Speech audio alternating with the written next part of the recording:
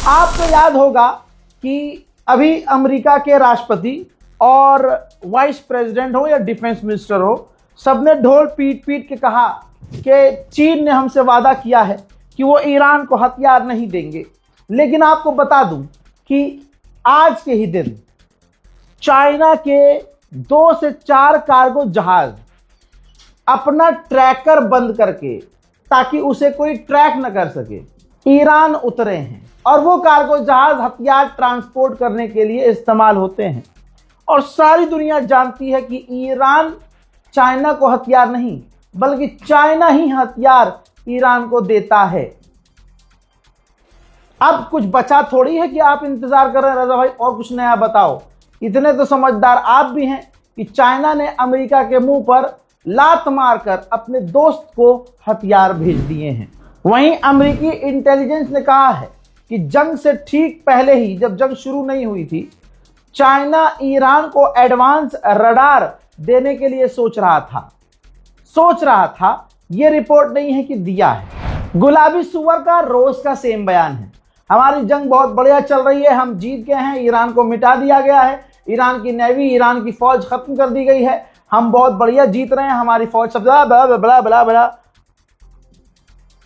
लेकिन हकीकत आपको दिख चुकी है, पता है। गुलाबी सुअर पे पीछे से डंडा डाल के मुंह से दुनिया ने बाहर निकाला हुआ है। अमेरिका के टॉप के लीडर्स कह रहे हैं कि डोनाल्ड ट्रंप का जो हाल है, इतना बुरा हाल कभी नहीं हुआ।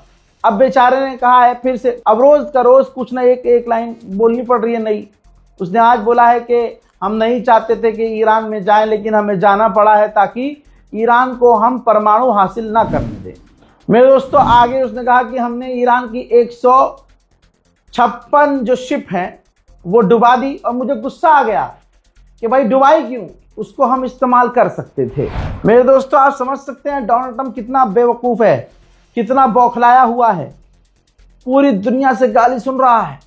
अब उसका जो भूरा है ये डोनाल्ड ट्रंप का है, इस पे भी आप बिल्कुल उतना ही भरोसा कीजिए जितना आप ट्रंप पर करते हैं, मतलब नहीं कीजिए। इसने कहा है कि डोनाल्ड ट्रंप डायरेक्ट ईरान से बात कर रहा है, बहुत जल्द डील हो जाएगी। इस तरह के बयान अमेरिका और अमेरिकी सेनेटर के द्वारा इसलिए दिए जाते हैं ताकि जो तेल और पेट्रोल, डीजल, गैस के दाम बढ़ रहे हैं, मार्केट में उछाल उनमें कम आए।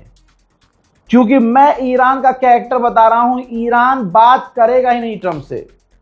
अरे मरने वाला शहीद हो गया, सर कटाने को तैयार हो गया, जिस्म के 3 टुकड़े करवा लिए, कह दिया उसने शैतान से बात नहीं करूंगा सो नहीं करूंगा। और खामनाई ने हमारी आंखों के सामने शहादत दे दी।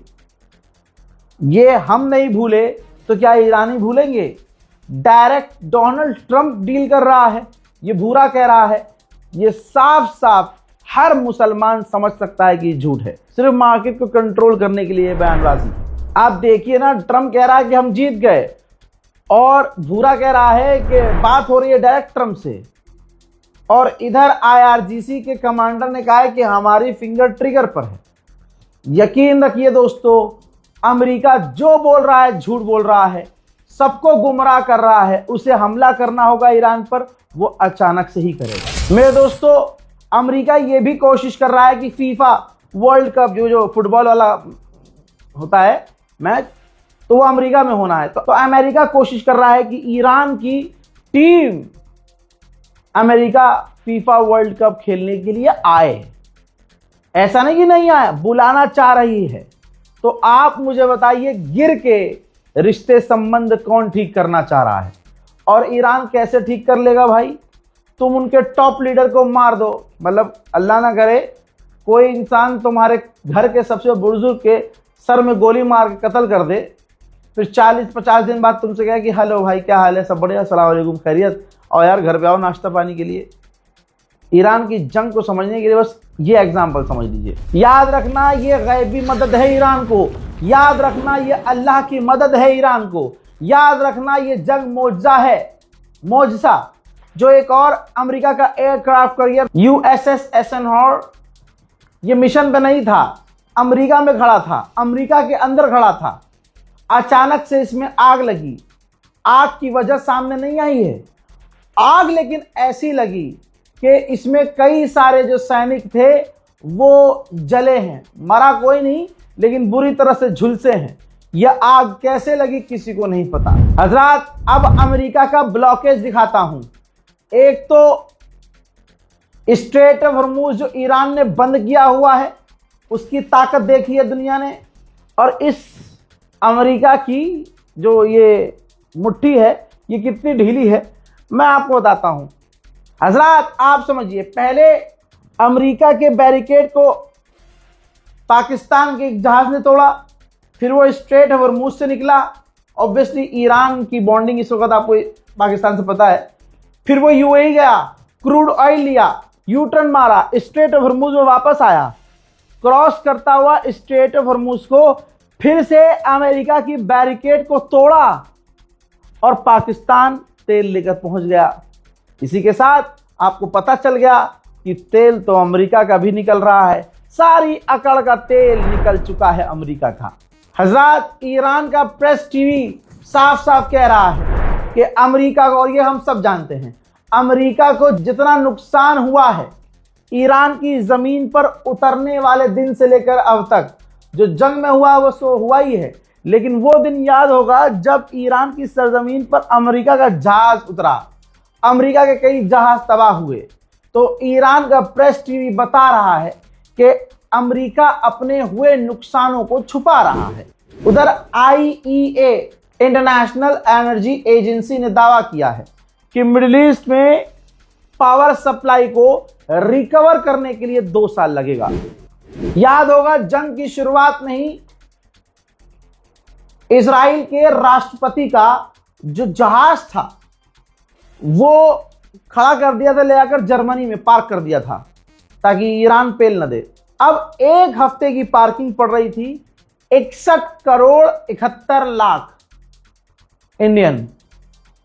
एक हफ्ते की पार्किंग 61 करोड़ 71 लाख। इजराइल को भाई भारी कीमत चुकानी पड़ रही थी जर्मनी में जहाज खड़ा करने की। अब वो जहाज इजराइल वापस लेके आया जा रहा है। उधर ईरान के अंदर स्पेशल प्रोग्राम किया गया। मैं हालांकि ये वीडियो कल भी दिखा चुका हूं, लेकिन अच्छी क्वालिटी में देख लीजिए और आंखें खोलकर हिंदू समुदाय भी देख ले। तुम कितना भी नफरत मुसलमानों के खिलाफ फैलाओ, तुम्हारा धर्म शायद इतना कमजोर है कि तुम्हें मजबूत करने के लिए आज सूअर पालना पड़ रहा है, ये तुम्हारी औकात है। लेकिन ईरान को गाली बकते बकते तुम अब ये भी देखो कि यहूदी समुदाय के लोग ईरान में सुप्रीम लीडर के लिए दुआ कर रहे हैं, अपने मुल्क ईरान की बका के लिए, उसको बचाने, उसको तरक्की दिलवाने के लिए दुआ कर रहे हैं। आप देख रहे हैं ईरान में इस तरह की डेमोक्रेसी है, लेकिन गोदी मीडिया, यूरोपियन मीडिया ने हमेशा झूठ बोला और ईरान को हमेशा छोटा दिखाने की नाकाम कोशिश की। मेरे दोस्तों, इस रिपोर्ट को शेयर कीजिएगा, अपनी राय कमेंट सेक्शन में जरूर लिखिएगा। जय हिंद।